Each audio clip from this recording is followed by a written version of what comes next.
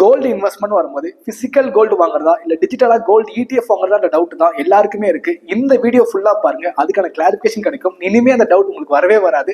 First நம்ம physical கோல்டோட advantage பார்த்துடலாம். ஃபர்ஸ்ட் ஒன், எமர்ஜென்சி வரும்போது ஈஸியா லோன் ஆக்சஸ் பண்ண முடியும். செகண்ட் ஒன், இன்ஃபிளேஷன் பீட் பண்ற அசெட் கிளாஸ்ல one of the safest and best asset class. Third one, உங்க சைல்டோட ஃபியூச்சரிஸ்டிக் கமிட்மெண்ட்டுக்கும் மேரேஜுக்கும் சப்போர்ட் பண்ணும். ஃபோர்த் ஒன், உங்களோட வெல்த் கிரியேஷனுக்கு கான்ட்ரிபியூட் பண்ணும். இப்போ நம்ம பிசிக்கல் கோல்டோட டிஸ்அட்வான்டேஜும் பார்ப்போம். ஃபர்ஸ்ட் ஒன், சேஃப்டி இஷ்யூ ரொம்ப கவனமா வச்சுக்கணும். Second one, making charges and GST நம்மளோட இன்வெஸ்ட்மெண்ட் ரிட்டர்னை டிப்ரிஷியேட் பண்ணும். தேர்ட் ஒன், ஸ்மால் குவான்டிட்டியா தௌசண்ட்ஸ்ல வாங்கணும்னா வாங்க முடியாது. ஃபோர்த் ஒன், கொஞ்சம் அவேர்னஸ் மிஸ் ஆனாலும் பியூரிட்டில கை வச்சிருவாங்க. ஃபிஃப்த் ஒன், பை அண்ட் செல் பண்றதுக்கு மேக்ஸிமம் ஷாப் தான் போய் ஆகணும். இப்போ நம்ம டிஜிட்டல் கோல்டு ETF ஓட அட்வான்டேஜ் பார்ப்போம். ஃபர்ஸ்ட் ஒன், நம்மளால யூனிட்டா பை பண்ண முடியும். பிலோ 50 ரூபீஸ்ல கூட நிறைய கோல்டு ETF அவைலபிளா இருக்கு. செகண்ட் ஒன், சிங்கிள் கிளிக்லயே பை அண்ட் செல் பண்ணிக்க முடியும். தேர்ட் ஒன், ரொம்ப ஈஸியா ரிட்டர்ன் பர்ஃபார்மன்ஸை ட்ராக் பண்ண முடியும். ஃபோர்த் ஒன், சேஃப்டி இஷ்யூ கிடையாது. Fifth one, no making charges. இப்போ நம்ம கோல்டு ETF ஓட டிஸ்அட்வான்டேஜ் பார்க்கலாம். ஃபர்ஸ்ட் ஒன், கோல்டு ETF மேரேஜ்க்குலாம் சப்போர்ட் பண்ணாது. செகண்ட் ஒன், டிஜிட்டல் கிளிச் ஏதாவது இருந்துச்சுன்னா நம்மளால பை அண்ட் செல் பண்ணிக்க முடியாது. Third one, gold ETF under the tax slab